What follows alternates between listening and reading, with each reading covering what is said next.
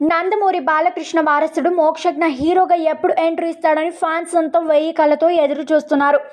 ఇక అతని మొదటి సినిమా ప్రశాంత్ వర్మ దర్శకత్వంలో తెరకెక్కిస్తున్న విషయం తెలిసిందే. ప్రశాంత్ వర్మ సినిమాటిక్ యూనివర్సిటీలో భాగంగా తెరకెక్కిస్తున్న ఈ సూపర్ హీరో మూవీ కోసం లుక్ పరంగా ఇప్పటికే మోక్షజ్ఞ సిద్ధమైపోయారు. సినిమా నుంచి అతని ఫస్ట్ లుక్ పోస్టర్ని కూడా ఇప్పటికే రిలీజ్ చేశారు. చాలా స్టైలిష్గా, హ్యాండ్సమ్గా, యూత్కి కనెక్ట్ అయ్యేలా లుక్తో మోక్షజ్ఞ కనిపించాడు. నందమూరి అభిమానులు కోరుకునే అన్ని పిక్చర్స్ కూడా మోక్షజ్ఞలో ఉన్నాయని ఆ పోస్టర్ చూసిన తర్వాత కామెంట్స్ వినిపించాయి. ఈ మూవీ రెగ్యులర్ షూటింగ్ త్వరలోనే స్టార్ట్ కానుంది. డిసెంబర్ 5న మూవీ ఓపెనింగ్తో అసలు హడావిడి మొదలు కానుంది. అదే రోజు మరొక పోస్టర్ కూడా విడుదల చేయనున్నారు. ఇదిలా ఉంటే తాజాగా మోక్షజ్ఞకి సంబంధించిన న్యూ లుక్ ఒకటి సోషల్ మీడియాలో వైరల్ అవుతోంది. అసలు ఎక్స్పెక్ట్ చేయని రేంజ్లో సరికొత్త మోక్షజ్ఞ ఈ లుక్లో కనిపించి ఉండటం విశేషం.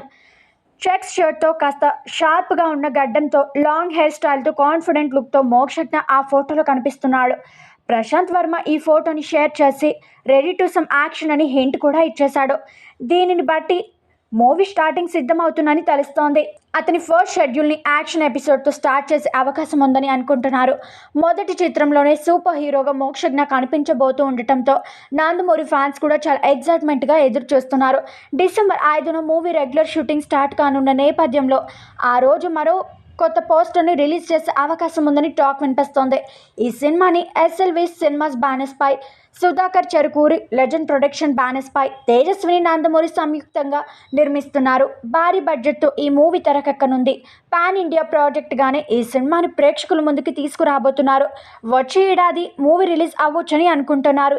ఈ సినిమాలో మోక్షజ్ఞకి జోడిగా ఒకప్పటి స్టార్ హీరోయిన్ రవీనా కూతురు రష్యా తడాని నటించబోతున్నట్లు తెలుస్తోంది. త్వరలో దీనికి సంబంధించిన క్లారిటీ కూడా మేకర్స్ నుంచి రావచ్చని అనుకుంటున్నారు. నందమూరి ఫ్యామిలీ నుంచి రాబోతున్న ఈ కొత్త తరం హీరో టాలీవుడ్లో ఏ మేరకు సక్సెస్ అవుతాడనేది వేచి చూడాలి.